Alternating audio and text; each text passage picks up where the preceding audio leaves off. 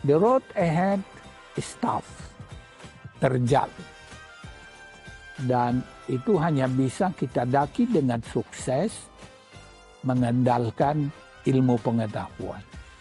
Tetapi ketika itu kita lakukan, kita tidak mau lupa pusaka kita.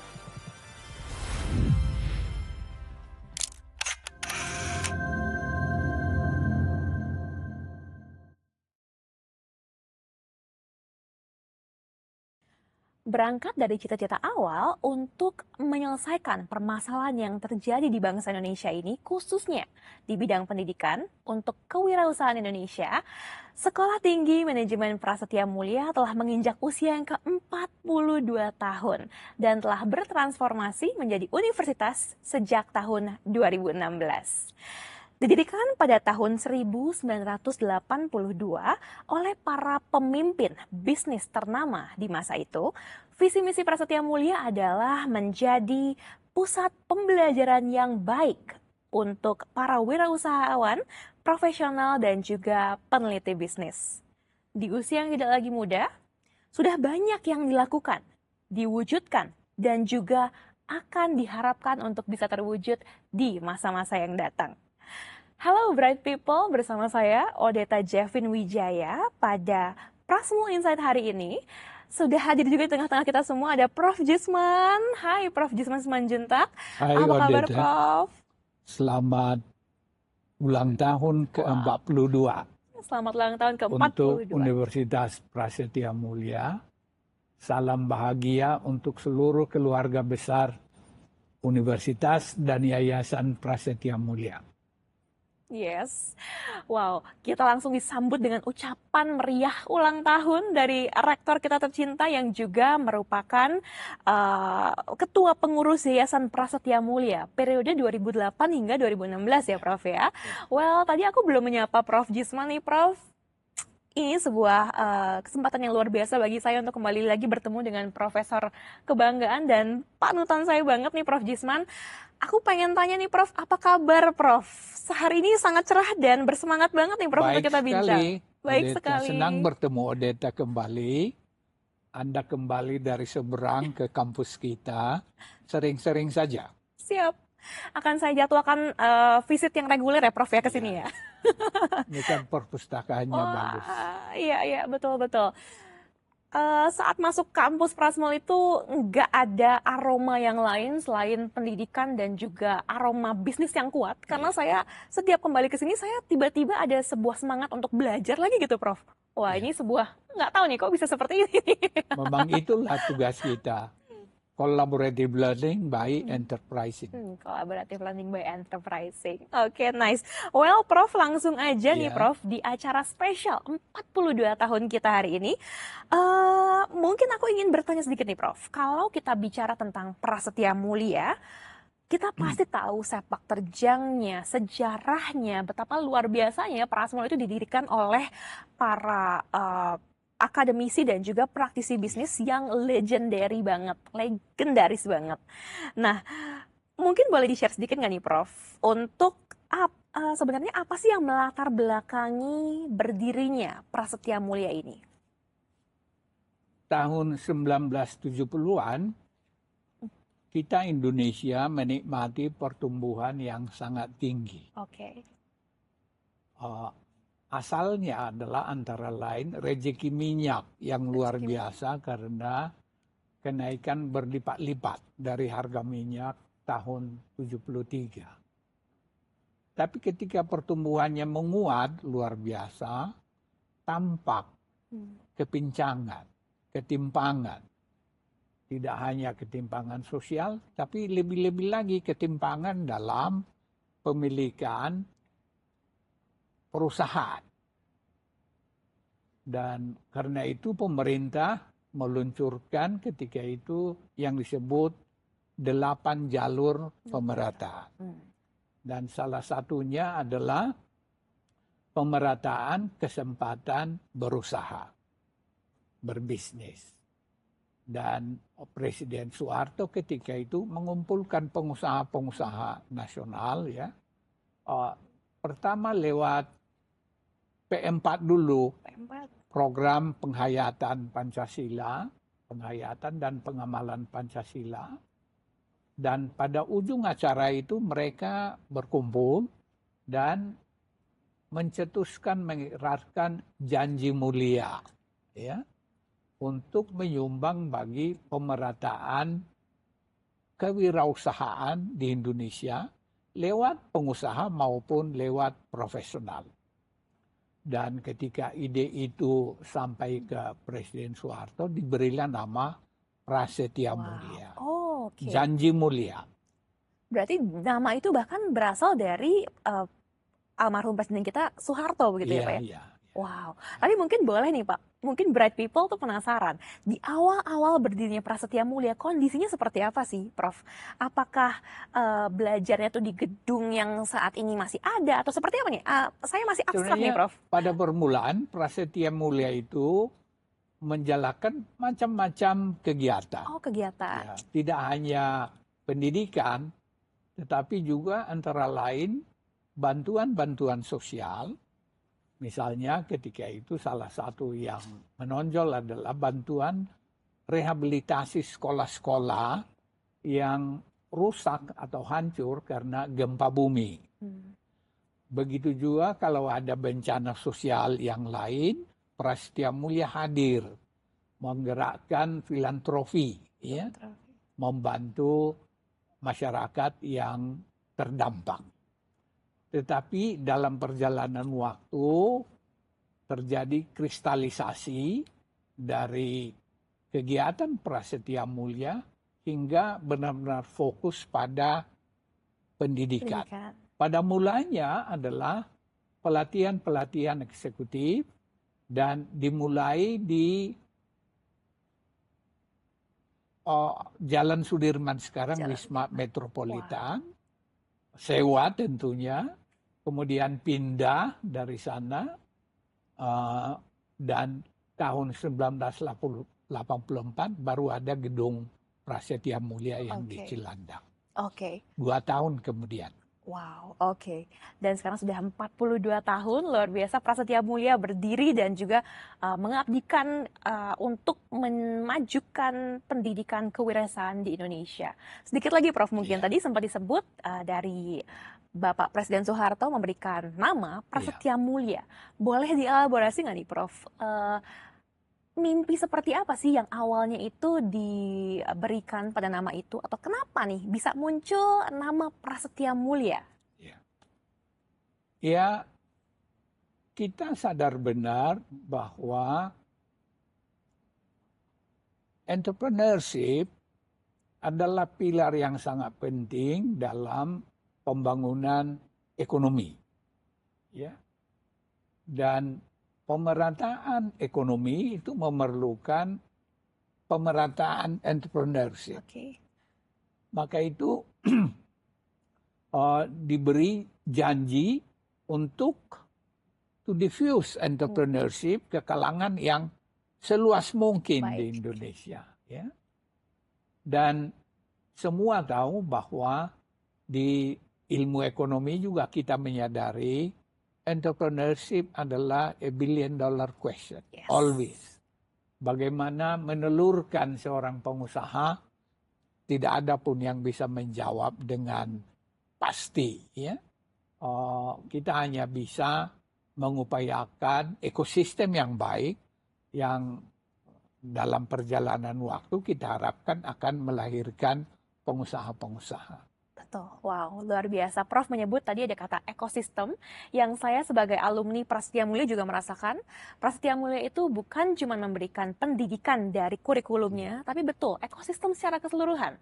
Dari fasilitas yang diberikan, dari modul-modul pembelajaran yang kita pelajari, faculty member atau para dosen yang juga sangat luar biasa mengampu ya untuk pelajaran-pelajarannya, hingga juga ada kegiatan-kegiatan ekstrakurikuler di luar kampus yang sangat berdampak gitu ya untuk kegiatan masyarakat sosial banyak seperti community development ya Prof ya.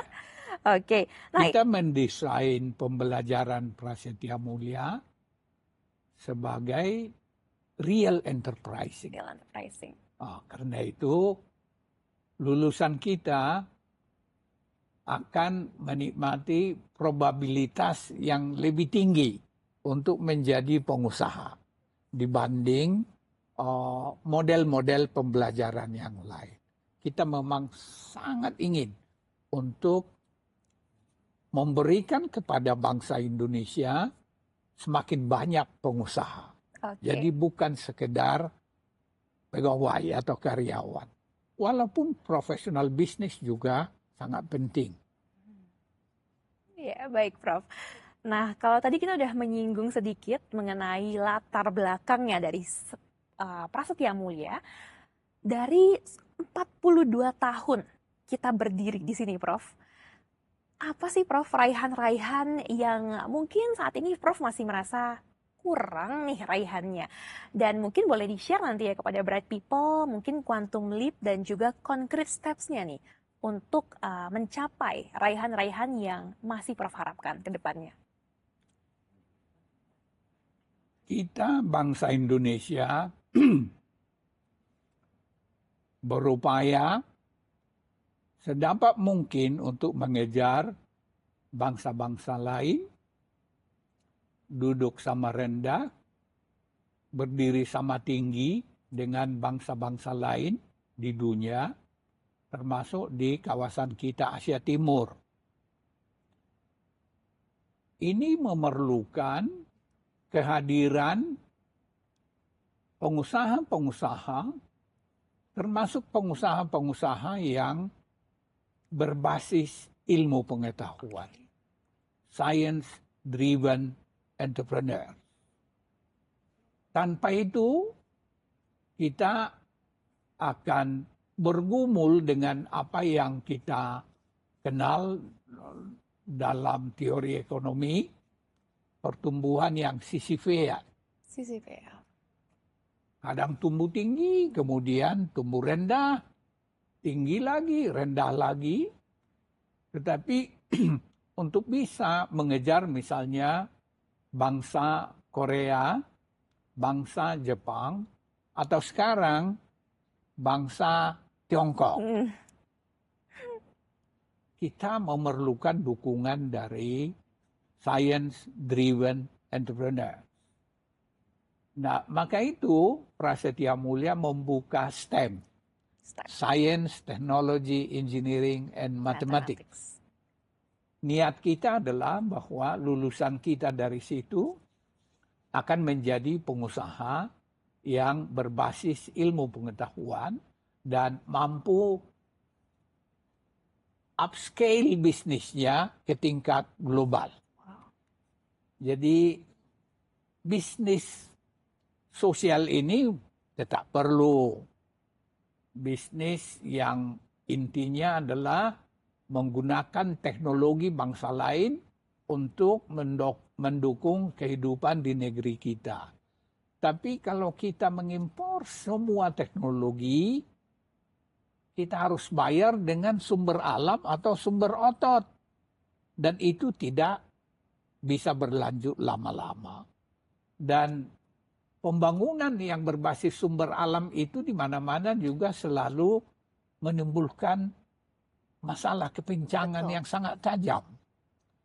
Karena itu cita-cita kita ke depan adalah memajukan STEM entrepreneurs, bekerja sama dengan entrepreneurs dari SBE, ya, dan harapan kita jumlahnya banyak, walaupun mungkin kecil-kecil dan sedang, itulah yang kita harapkan sebenarnya. Pembangunan kita yang dimotori oleh pengusaha-pengusaha yang berbasis ilmu pengetahuan, pengusaha kecil maupun pengusaha sedang. Itu yang cocok dengan inclusion, jadi semakin merata dan sustainable. Bisa bertahan untuk masa yang panjang. Betul. Wow, itu sangat luar biasa karena biasanya bisnis-bisnis tidak sustain dan itu menjadi menjadi apa ya, challenge bagi banyak pebisnis di luar sana. Gimana sih caranya kita itu bisa menciptakan sebuah bisnis yang memiliki keberlanjutan yang baik? Ya, Dan ternyata di Prasmul itu sudah dipersiapkan ya, Prof ya, untuk concrete steps ya, bahwa melalui science driven dan juga ada STEM yang memang sedang lebih digencarkan gitu ya, Prof ya. ya. Baik. Jadi sekali lagi dari segi portofolio pembelajaran kita tumbuh. Semula sekolah bisnis dan ekonomi, lalu sekolah sains, teknologi, engineering, and mathematics, dan sekarang SISI, sekolah hukum dan studi internasional. Wow. Mungkin ke depan akan bertambah lagi sesuai dengan tantangan zaman. Dan ada studi independen yang menunjukkan bahwa 27% dari lulusan kita adalah pengusaha. Wow, luar biasa nih Bright People. Ini benar-benar ada angka yang konkretnya, Prof ya? Iya, itu Yang di studi studi ya? yang dilakukan oleh Kantar. Wow, oke. Ya. Dan kita ingin mempertahankan itu setidak-tidaknya atau malah meninggikannya, di samping juga diversify the pool, ya, untuk juga mencakup pengusaha-pengusaha yang berbasis ilmu pengetahuan itu. Oke, berarti awalnya mungkin memang fokus di bisnis, tambah STEM, dan sekarang berarti ada yang baru tadi Prof sebut, itu Sekolah hukum dan studi internasional. Nah, mungkin boleh dijelaskan sedikit nih, Prof. Apa nih latar belakangnya bisa kita diversify ke kolam yang baru, yaitu kolam hukum ini, Prof? Ya. Sebenarnya kita kan selalu hidup dalam satu regulated society. Dua, regulated economy. Tiga, regulated hubungan-hubungan dengan negeri-negeri lain. Ya, betul. Jadi, regulasi ini memerlukan SDM yang sungguh-sungguh terdidik dan terlatih dalam menyusun regulasi berdasarkan regulatory framework yang baik. Jadi tidak sembarang gitu, tidak seperti pemadam kebakaran, ada api di sini dimatikan, sini matikan, no. Tapi ada rancangannya. Dan untuk itu kita memerlukan warga yang benar-benar terdidik dan terlatih. Dan kita menghadapi persoalan-persoalan baru di dunia. Dengan digital communication, dengan digital computing, dengan artificial intelligence, dengan genetic engineering, ya, genome editing, dan semacamnya. Our legal system is faced with tremendous challenges. Cyber security law, misalnya. Genome editing law. Etika biodiversity dan seterusnya. Lalu lintas manusia yang luar biasa, ya. Cross border mobility. Ini semua memerlukan framework regulasi yang berkembang terus mengikuti perkembangan teknologi itu. Kita sudah mengalami beberapa eksiden di Indonesia karena kekurangan cyber security, keamanan siber. Kita menghadapi data kita diambil orang, tapi juga kita mengalami sistem kita dihack orang. Itu akan terjadi terus, tetapi we have to improve our security, our preparedness menghadapi hal-hal yang seperti itu. Jadi Prasetya Mulia itu juga mencoba menyiapkan warga menghadapi the new tantangan world, zaman begitu. tantangan zaman. Waktu ulang tahun ke-40 kan saya sebutkan itu fundamental resetting. Betul. We have to reset ourselves fundamentally untuk bisa menjadi lebih inklusif, menjadi lebih sustainable, siap menghadapi tantangan climate change, ya, yang luar biasa luas dan besar, dan sekali lagi pendidikan tinggi harus adaptasi terhadap perkembangan-perkembangan yang sudah muncul maupun akan muncul di masa depan. Oke, wow. Mungkin Prof, kalau bright people dengar tentang Prasetya Mulia, mereka yang belum menjadi bagian dari Universitas Prasetya Mulia, sedikit banyak pasti menganggap Prasetya Mulia itu adalah sekolah bisnis yang bukan cuma terbaik di Pulau Jawa, tapi bisa dibilang satu Indonesia. Orang kalau dengar sekolah bisnis yang bagus di mana, Prasetya Mulia adalah salah satu yang muncul pertama kali di benak banyak masyarakat. Nah, kalau kita lihat juga visi misi Prasmul itu kan seperti yang tadi Prof juga sudah ceritakan ya, bahwa ingin menjadi tempat pembelajaran yang baik bukan cuma untuk mereka yang ingin berwirausaha, tapi juga untuk mereka yang profesional dan juga peneliti bisnis. Nah, kalau dari pandangan Prof sendiri nih Prof, di usia yang sudah 42 tahun ini, apakah Prasmul sudah berhasil mewujudkan visi misi mulia yang tadi telah Prof ceritakan? Ya, saya bisa berbahagia kalau bahwa kita menjadi school of choice. Paling tidak di dalam sekolah bisnis dan ekonomi. Kita patut bangga akan hal itu. Saya juga melihat bahwa STEM itu secara perlahan-lahan semakin di-recognize di kalangan yang semakin luas. Tetapi ke depan tantangannya masih sangat luar biasa, ya, dan tidak kalah beratnya dibanding apa yang sudah kita lalui. Kita kan usia ke-42 sekarang ini. Ya. Kalau boleh pada usia 84 nanti. 2 kali lipat hari ini nih ya? Oke, baik. Prasetya Mulia sudah melahirkan pengusaha-pengusaha yang dikenal sebagai inventor, entrepreneur. Jadi tidak terbatas pada entrepreneurs yang mengusahakan teknologi yang berasal dari pihak lain. We need inventor, entrepreneur. Dan baik STEM maupun SBE maupun SHSI,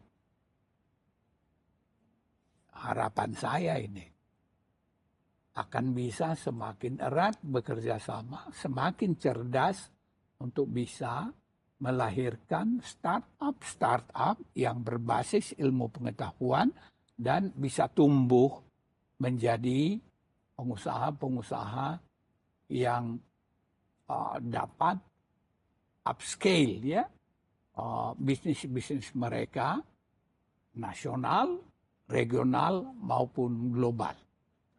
Kita tahu setiap negeri yang maju itu mempunyai perusahaan yang hadir di seluruh benua. Itu adalah ciri dari ekonomi yang maju. Karena teknologinya dibutuhkan di seluruh dunia. Dan Indonesia mempunyai atau dikaruniai bahan dasar dari bisnis-bisnis seperti itu, termasuk biodiversity sebagai bahan dasar dari science-driven enterprises, tetapi juga sumber-sumber yang lain seperti forestry, resources, dan jangan lupa juga physical resources yang memberikan kita karunia-karunia sumber alam yang dapat menjadi basis dari apa yang kita kenal sebagai eudaimonic leisure. Karena kata ahli ini, lapangan kerja kita yang sekarang ini akan semakin diambil alih oleh teknologi. Betul. Lalu apa yang sisa bagi kita nanti? Ya leisure. Ya, leisure itu disposable time yang kita gunakan di luar kerja. Ya. Dan itu sedang tumbuh luar biasa di mana-mana. Maka itu kita membuka program hospitality di sini. Hospitality business, Ya, betul. idenya adalah untuk mendidik warga dalam eudaimonic leisure. Eudaimonic, yang tidak hedonik, yang tidak membebani alam, tidak membebani, yang tidak melahirkan kepincangan baru, dan seterusnya. Oke, wow.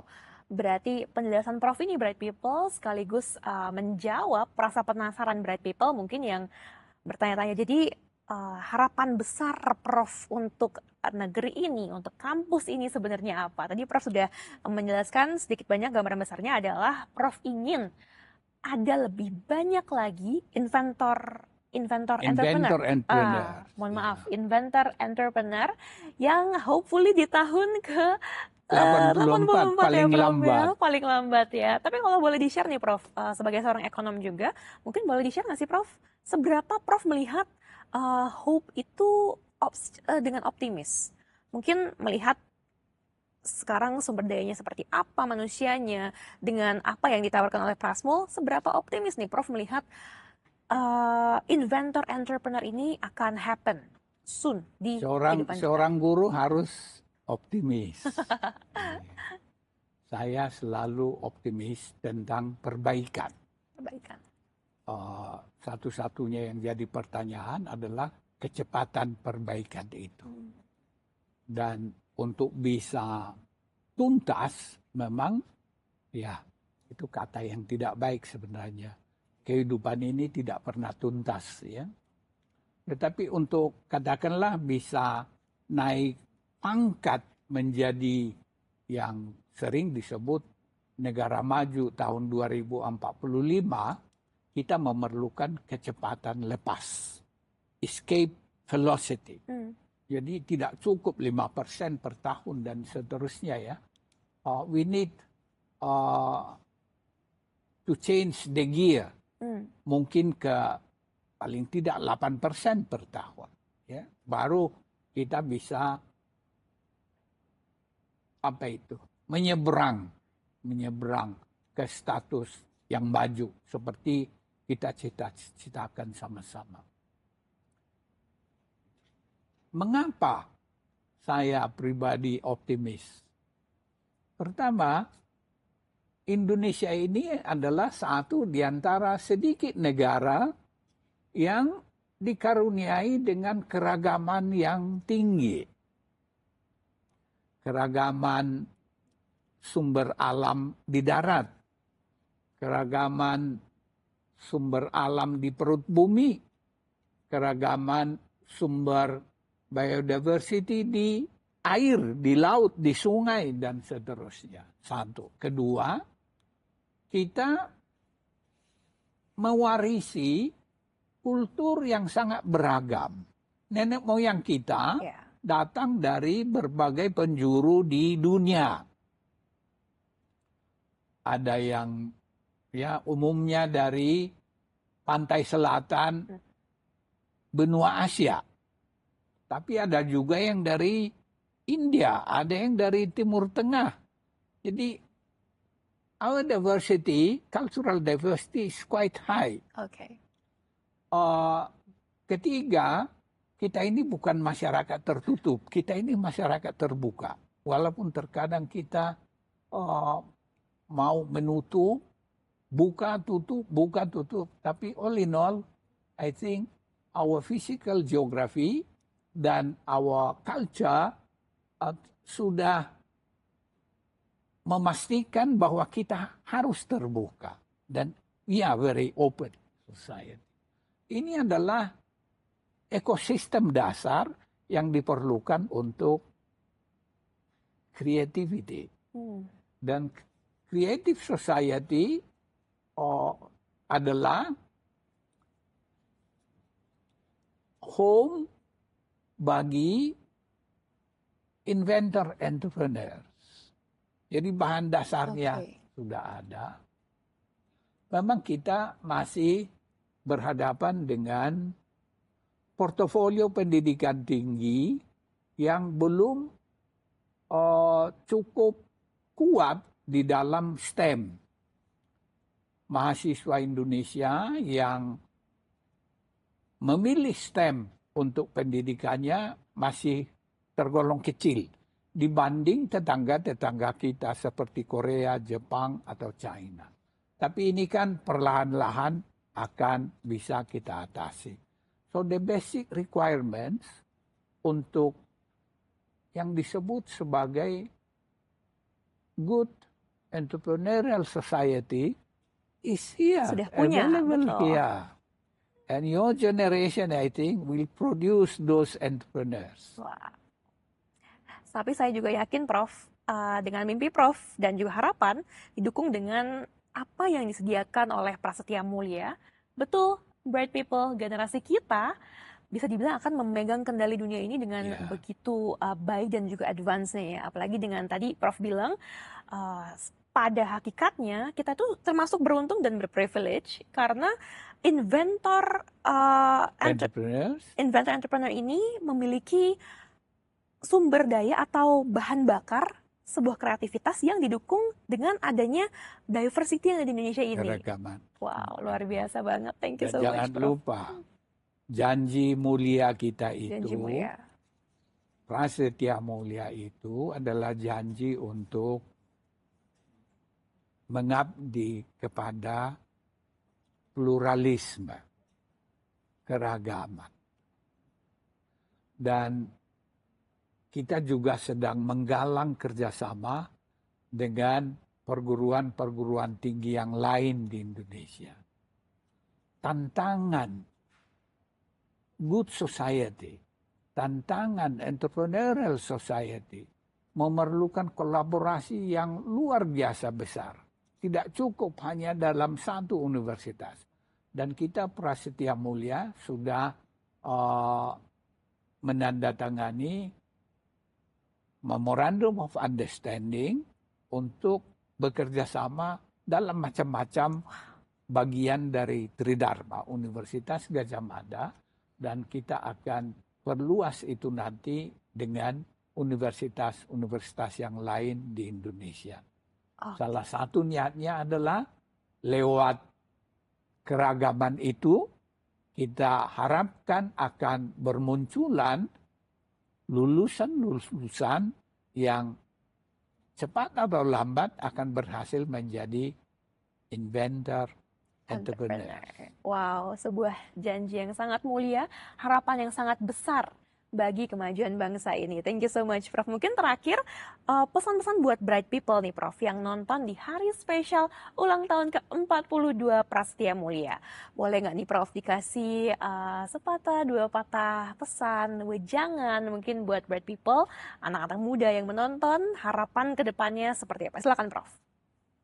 Terutama pertama-tama untuk keluarga besar Prasetya Mulia.